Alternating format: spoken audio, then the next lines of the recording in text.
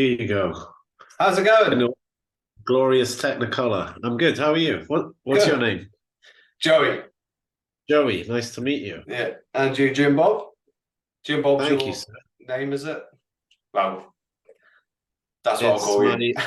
it's my official nickname. Yes. Where are you And based? where are you? Are you in Dublin? I'm in Dublin, yeah. Cool. I'm in Swansea. Oh, very good. I went to uni in Cardiff. Ah, cool. I did some time in Cardiff as well. Yeah, whereabouts? I was in Newark. Oh, so was Um, I. yeah, like we're What did you do talking there? graphic design. Wow. I What did did you do in Newark? leisure and sports management because Oh, right. it was the only course in UCAS that had sports in it. And I said, yep, that'll do. And now I work in a bank. It's funny, isn't it? Right. How life Yeah. life pans But out. but you have mayhem and people on your wall, and hey, you're keeping it real, obviously. That's it. That's Garl from Gorgoroth Oh yeah, there, Carl, yeah, yeah. and that's Yeah. Frost from Satyricon on the left. So yeah, we've Uh-huh. had a good little musical meetings with people, such as your good Yeah. self. Well, thank you, sir. You don't sound Irish or Welsh either. No, I'm originally from Bournemouth. Ah, okay. Yeah, I've been here coming up 11 years now. Do you remember the cutting rooms Cutting rooms. Where was that? in Bournemouth? No, that was before my time. Okay. That was the first English show that Taint played, Taint being my long running Yeah. previous band, well, previous but one band, in fact.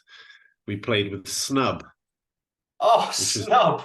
Choff. yeah, Choff, yeah, the lead Choff, yeah, singer. Yeah. exactly, It's yeah, funny. I was having an English um listening back party of like all the old school bands of like Earth Tone Nine, Stamping Ground, Snub, yeah, all yeah, those. yeah, yeah. Because Jesus, man. Taint was active, from '94, well, until 2010. But in that time, with all of those bands you just listed, Taint was doing its first three demo tapes, end of the '90s, and then the first, um, well, it was actually a debut album, but Household Name Records at the time insisted on marketing it as a mini album just because of the amount of songs, but our songs were long. Yeah. So it was actually about 42 minutes long. but being the punk type guy that Lil is from Household Name, he was like, "Oh yeah, let's call it a debut mini CD. Okay, Yeah. whatever you want." It's actually funny We you were mentioned not. that.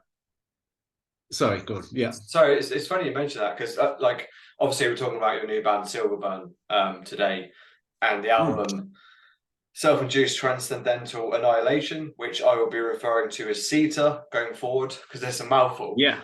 But the first thing I noticed because my friend and I have been Taint fans for a while, well, since you were Oh, active, um, oh, man.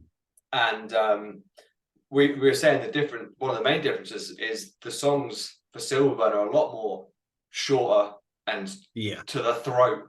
Is that and it's like usually as people get older, they mellow out a bit. You went completely the opposite direction. Were you just like had this anger in you or something? Yes. Quite frankly, yes, that's exactly it. I think one of the only conscious things I knew once I'd finished writing the first song, Annihilation, in its digital demo form, once that song was written, and with that very brutal first riff, Yeah, once I'd finished that song, I thought, okay, fuck it. The only, I guess, on one hand, I allowed it to be an aggressive album, but the only sort of conscious decision was, okay, there's going to be like, you know, no intros. There's going to be all the songs are going to be, bar etheric crush, which is 7 minutes, and I allowed that to be like the sort of longer, Yeah. the long song, but everything else I knew I was going to keep to like 3.5 minutes max. um that was only like, that was pretty much the only kind of conscious decision, other than also, I suppose, saying to myself, you know what, I'm gonna I'm going to draw on influences that my previous bands weren't really able to draw on so Yeah. much. I mean, I think there was always certain signatures within my guitar playing and riff style and writing style. I think that thread carries throughout Taint and Hark and into Silverburn. But um but yeah, more just kind of like knowing I wasn't just gonna let it become some kind of like drawn out prog rock odyssey or whatnot. Yeah, yeah. And I think it's important to mention at this point about the album itself, for people who may not have heard it, or may not be aware of Silverburn. This album is wicked, and you should check it out straight away if you get the chance. If you're a fan of the likes of, and I don't mean to be disrespectful when I mention these bands because it's your baby, but the likes of, there's Neurosis in this, there's Mastodon in this. It's an absolute whopper of an album. And when I was out running today listening to it, and just the waves of like Mastodon on the track, Pain Body, just absolutely love that. And the opening track, obviously, is just Neurosis heavy, so it's brilliant. I think that was more just of a statement rather than anything else. But have you actually had much reaction from people like coming up to you, or on social media or whatever? Well, thanks for saying all of that. And first of all, I'm not offended one iota by comparisons to Neurosis or Mastodon, because both of those bands have been influential to me, absolutely. I'm sorry, what was that question again? I just brain farted. That last question. Fine. Have you seen much reaction from people Oh, about the album? I mean, we've had a lot of, or the album has had a lot of really great reviews, which has been like a bonus, really, because I genuinely did make this album for me, and I really didn't give a shit about so many other aspects of in what happens when you make an album. And I actually returned to far more of a no fucks given attitude that I had circa like 2002, 3, 4, when I was writing the Taint Ruin of Nova Roma album. Um, and I'd lost sight of that. I think, because by the time I had transitioned through into Hark and it was a whole new band, and we signed to a bigger label, Season of Mist, at that time. And as much as they're a decent label and they're good people, actually, and there's no sense of like, there was no fallout between myself and Season of Mist, for example. But also I have to sort of realize, like, maybe there were certain aspects of what went into Hark where I started to just simply care too much. And in my personal journey within these last few years, I just started to realize, like, whoa, hang on a minute. I cared way too much. What happened to this writing for yourself, zero fucks energy that I used to have? I almost kind of like gradually started to remember what it was like being the older me, or well, the younger me, but some time ago now. And I'd lost track of that. I'd lost track of myself. I'd gone out of alignment with my true self, and which then also feeds into why Hark ultimately dissolved, because it was all wrong, man. I wasn't. We tried expanding that band to a 4-piece, and it didn't work for a few reasons, in my view. So this was about, I did a lot of inner work before even beginning the Silverburn material. I did a lot of time alone. I'd had like a lot of, well, let's see, 4 or 5 years off of playing music whatsoever at that point. Oh no, actually, sorry. To be more accurate, 2.5 years of not touching any kind of instrument immediately after the end of Hark. So I got certain aspects of my career into a better place as well regarding my tattooing and my artwork and illustration. So I had to do a lot of rebuilding within myself first and foremost. And as you probably read in the bio, it was the COVID environment in of itself, which then sparked the initial thing of like, okay, hang on a minute, I think I'm gonna start writing again. Um, so yeah, that's a bit of a long answer to your question, I think. Did you fall out of love with music at the end of Hark? Yeah, Just I like did. like because I know I have days where I will sorry days I have weeks where I'm like I just don't want to listen. I have no interest, and Yeah, it's hard to explain because music is so important for the likes of us. It yeah, gets your yeah, mood going. So you just exactly. fell out of love with it and just down tools and just said, Yeah, yeah. It wasn't even within my conscious capability to even pull a guitar out of its case and start playing for those 2.5 years from like 2017 till what 19 or almost 20.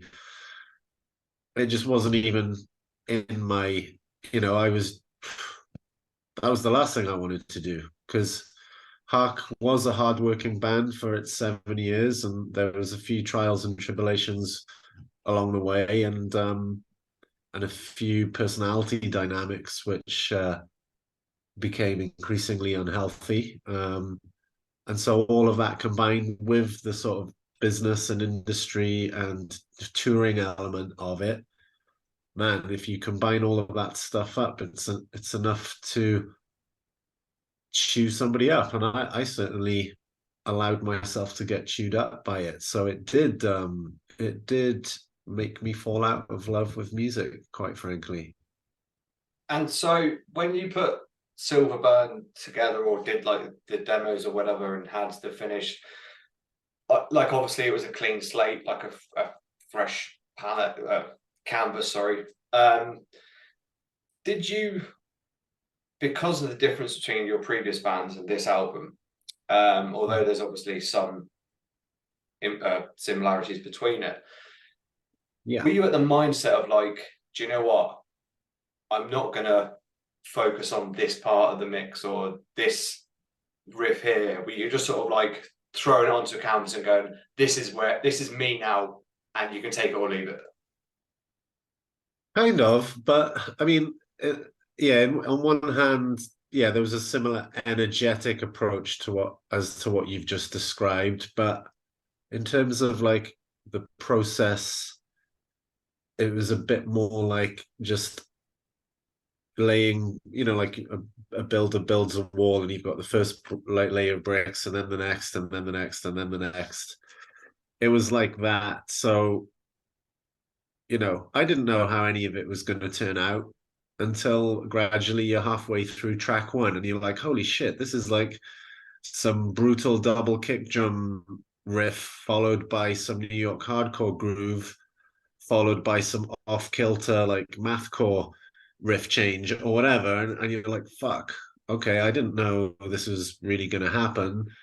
And then you find yourself, you're halfway through making song number two, and you're like, oh yeah, shit, I want to do some like cymbal grab stab intro bits with like a dead guy riff, and then I don't know what's going to follow. But then by the end of the song, you're like, oh right, so I've just kind of made a little mini homage to Knut, my friends from Geneva, the Swiss, kind of however you want to describe Knut, but very influential band, and they influenced quite a few moments on this album. and they're good friends of mine, ex-touring partners. Very inspiring band. But yeah, so in that sense, you just feel your way through it and feel your way through it, and what comes out comes out. And as I've said a few times recently, a good song writes itself. You just have to be open to receive it. And that's where the nucleus of all of the songs came from my drum patterns. And my drum patterns come to me either late at night before bed or first thing in the morning when I'm just getting out of bed. I'll have something like, it's almost like a kind of, because I'm ADHD. I've been, diagnosed only a couple of years ago. ADHD. Chances are I'm quite possibly on one or two of the other ASD spectrums. Given certain familial traits that I have in my line. And so yeah, like the drum patterns, I think to me are almost like a bordering on like a tick. Right. Okay. And it's so if I wake up and I've got this like an idea just kind of just appears in my mind, I'm like, oh yeah, so and then I'll just beatbox that drum pattern into my phone with my mouth.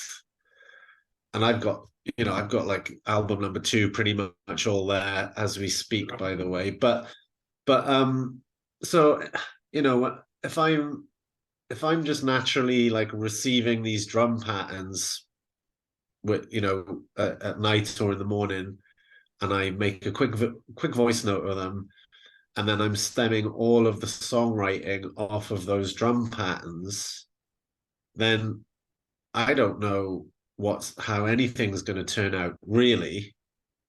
But then, as I previously just described, it's kind of like you find yourself, okay, you put one drum pattern down, and then I know I'm somewhat tangenting here, but when it came to maybe, for example, I'll put 2 drum patterns next to each other, like an A and a B. I'm like, okay, there's riff 1 and riff 2. Then the guitar side of things, that's just the most quick, intuitive, Okay. pull it out of the ether thing, almost to the point where I was thinking, oh, am I allowing myself to write a little bit too simplistically on the guitar for this thing? But then also I realized, no, it's all good. The drum patterns are dynamic, and I've felt like I've always written songs to be quite dynamic in that sense anyway, with rhythm changes, tempo changes, etc. um um so yeah, I kind of allowed myself to be a little bit more freed up on the guitar side of things, not overthink it.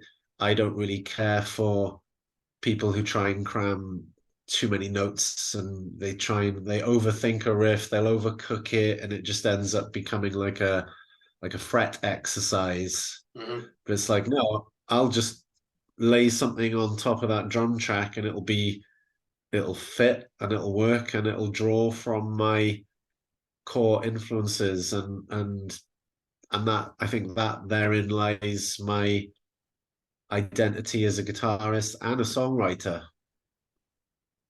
And you did you record all the instruments, drums, guitar, bass for this album?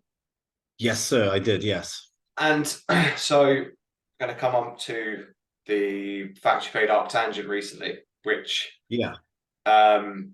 is a fantastic festival, by the way. But when you came to picking a live band, because you sort of say, I'm not really sure if you're a perfectionist or not when it comes to this. But I imagine because you gave birth to this, what was the process of choosing live members to play your music? Yeah.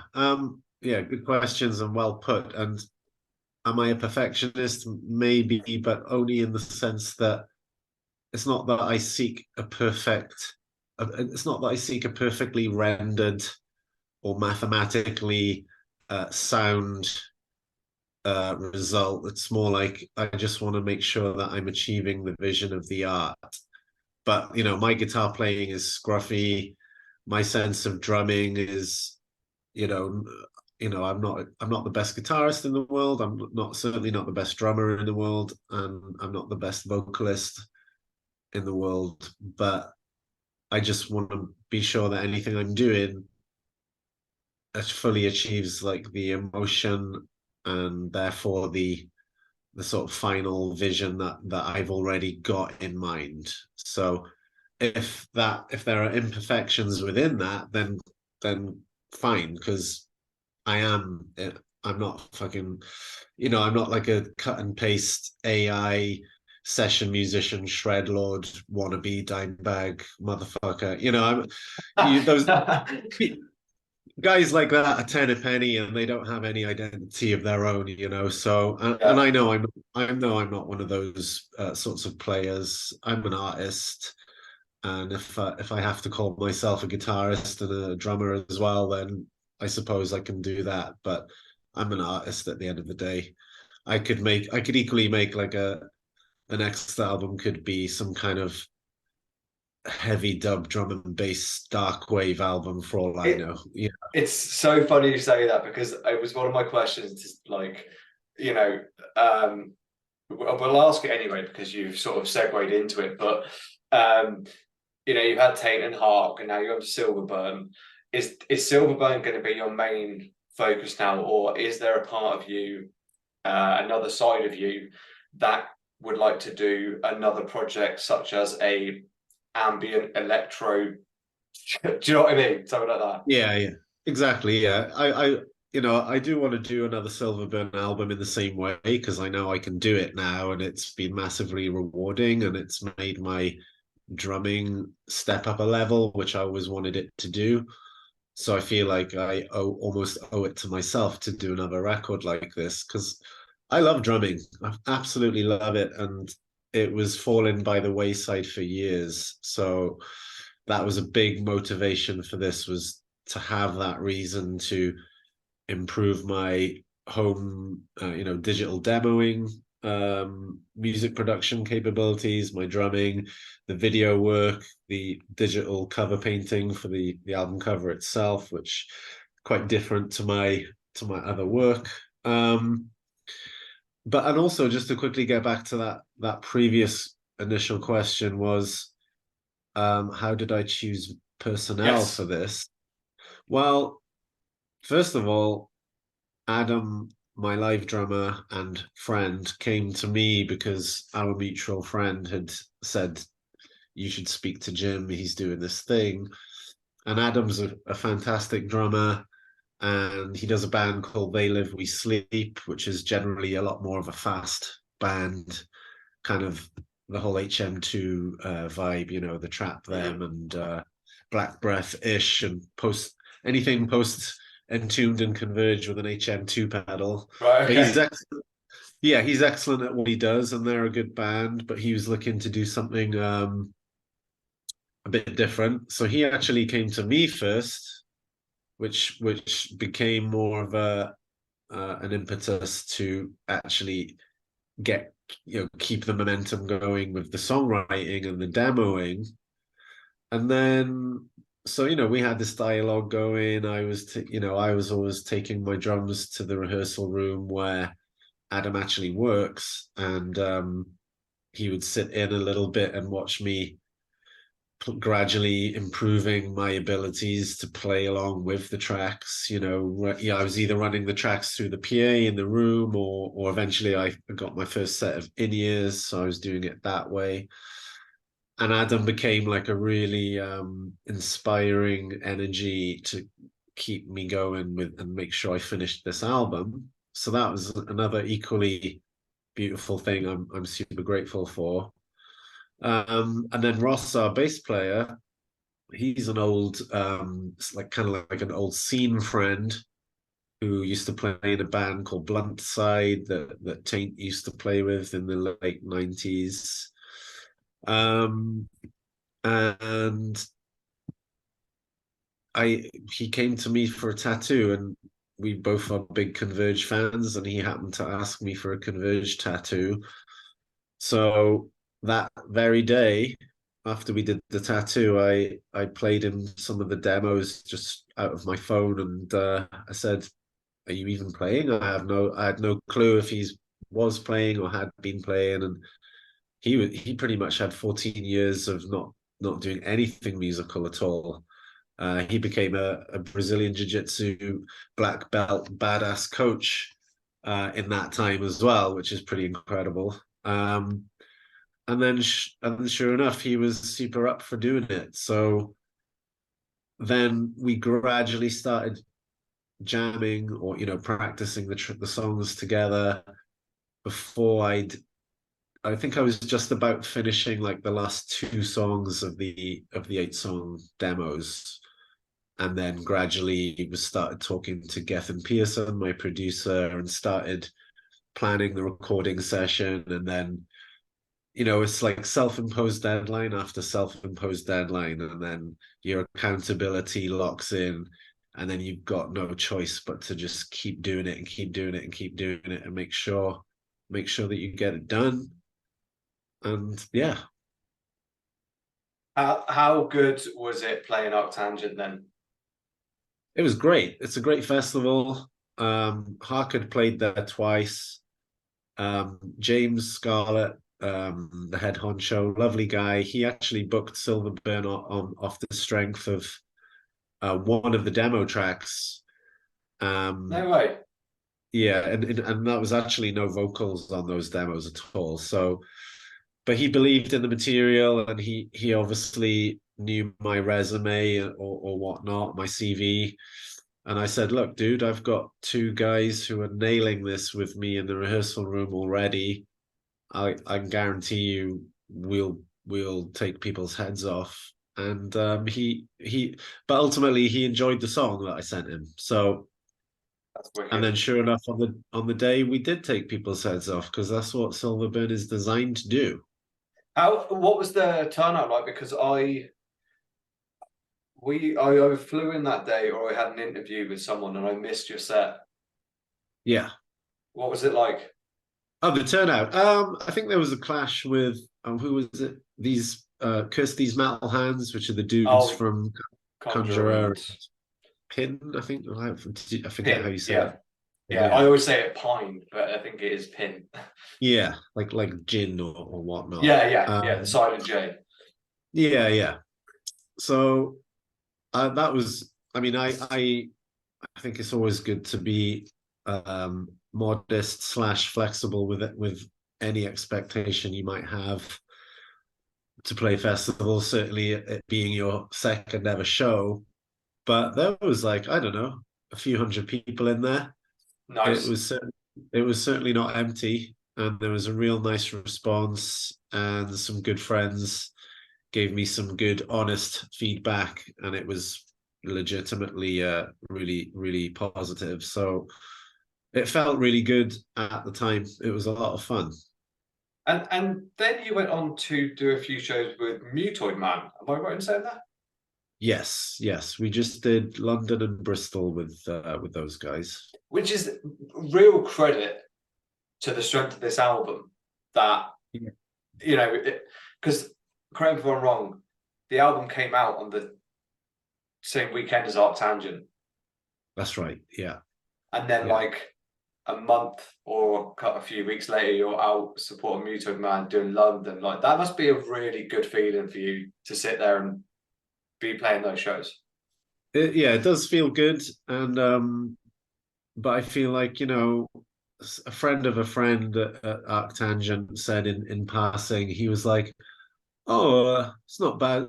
Playing Arctangent is your second show. That's not bad, is it?" I'm like, "Yeah, no, I'm really grateful for it. But when you put a hell of a lot of work and keep a quality level, you don't let that quality level dip, and you put a lot of genuine emotion and heart and soul into something, then people can't ignore it, and then you will receive opportunities that equals what you've put into that, you know."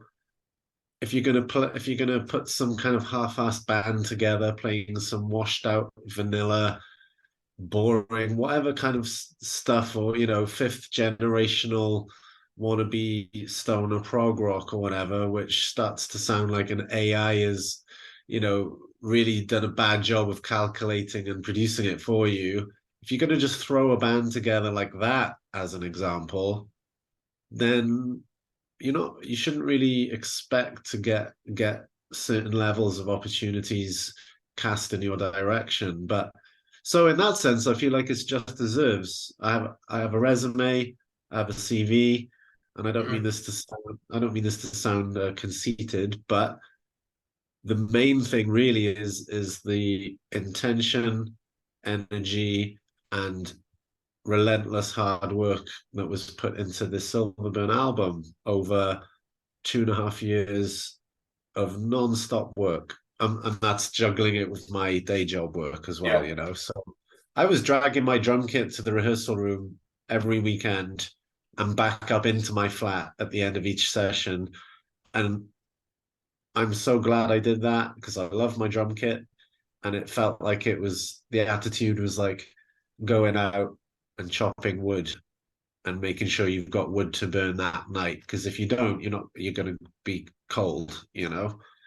So that's what went into this album. So yes, we did play Arctangent, and yes, we did play Mutoid Man, and I think we were absolutely more than worthy of playing these shows.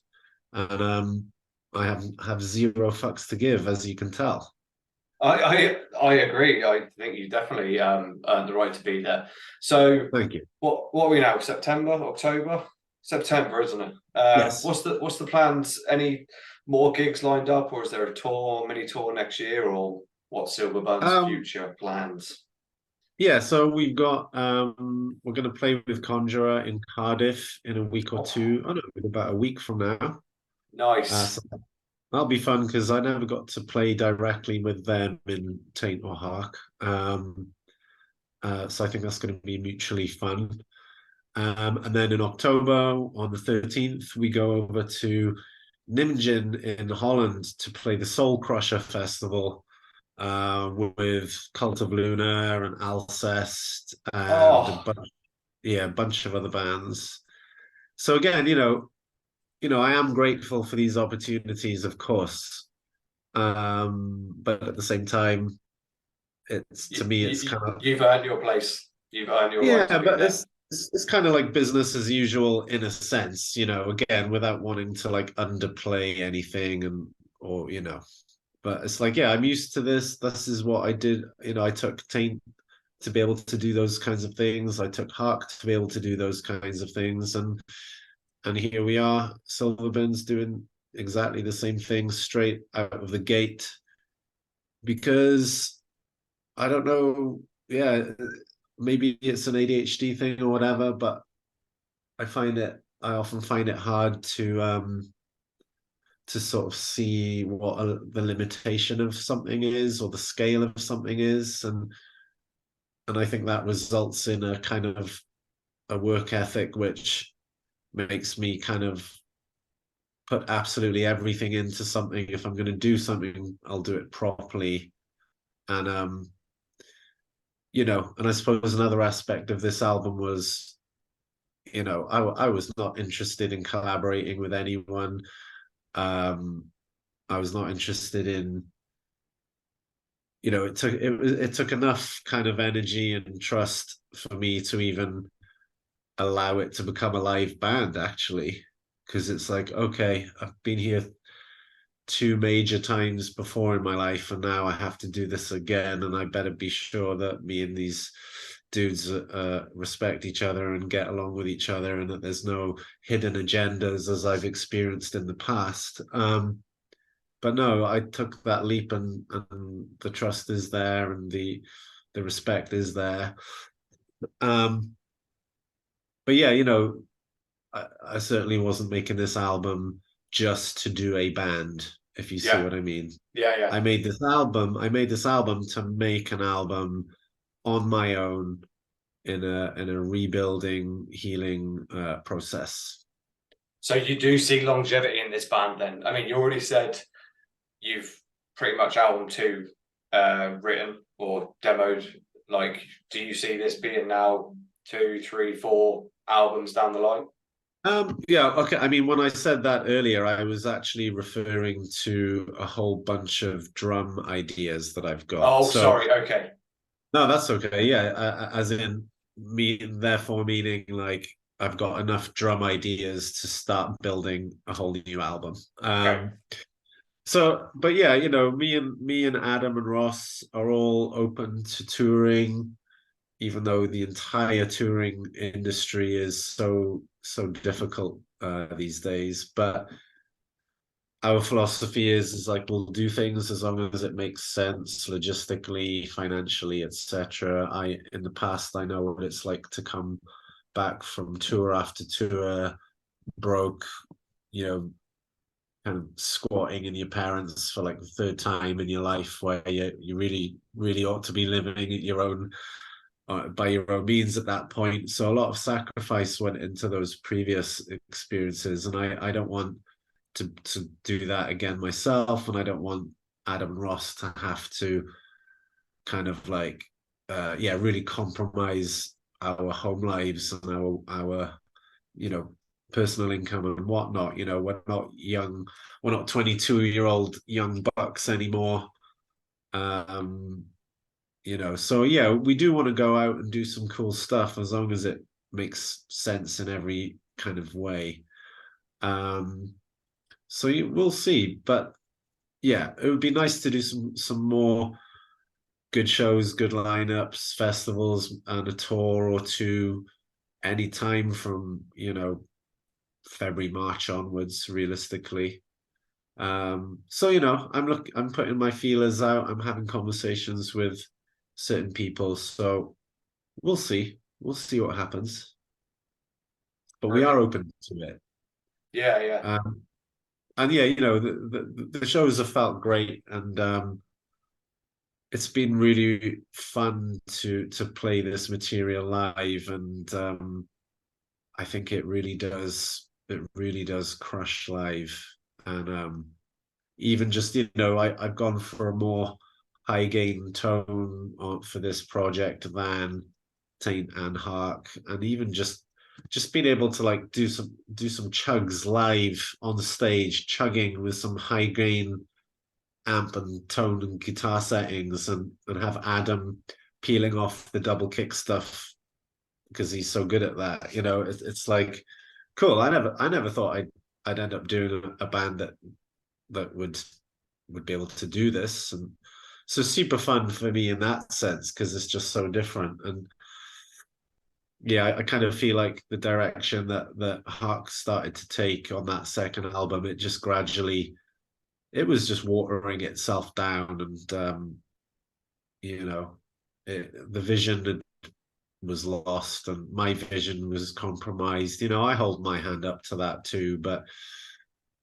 other aspects of the collective also, you know, I felt cumulatively or collectively it just was just a bit weak, really. So it's nice to come back with something that's completely potent in every strike of that plectrum, or every strike of that stick on the drum, or every bass rake that Ross is now doing live.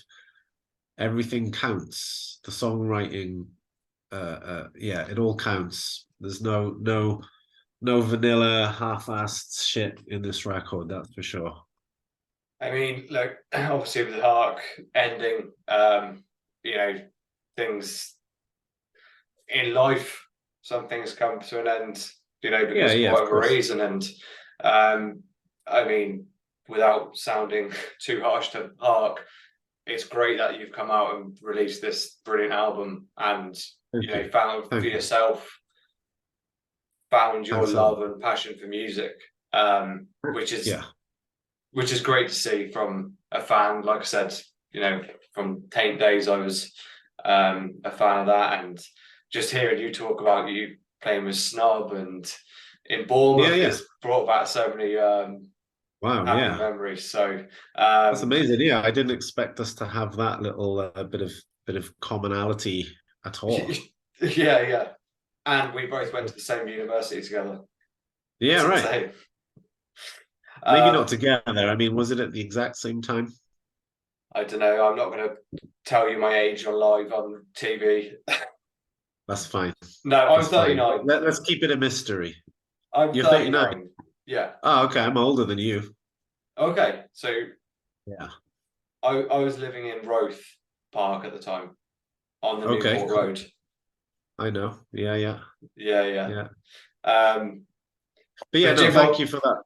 Thank you for that sentiment, and everything you just said there means a lot. And yes, I'm obviously very glad that previous band ended, and it probably should have ended a little bit sooner. Um, but I don't need to talk about that stuff anymore. no, no. But yeah, the now is where we're at, and thank you for the sentiment and the supportive words. It means a lot, man, because you were a stranger until 40 minutes ago, and now you're Yeah. no longer a stranger. And hopefully I will get to catch you at a show at some point in the near future. Yeah, And we can have a chat face to face and that'd be great. talk about all that. But in the meantime, Jimbob, thank you for your time. Thank you. Thank you for your time. Congrats on the album. And again, if you've not listened to this new album, people, you need to check it out. It's wicked. It is just listen to it. I won't go too much into it. But Jimbob, all the best and thank you so much again, mate. Thank you for your time. Thank you. Likewise, means a lot. Appreciate it. And yeah, we'll see you another time. Fingers crossed. Thank you, man. Yeah, likewise. Take care. See ya. Cheers, man. Bye.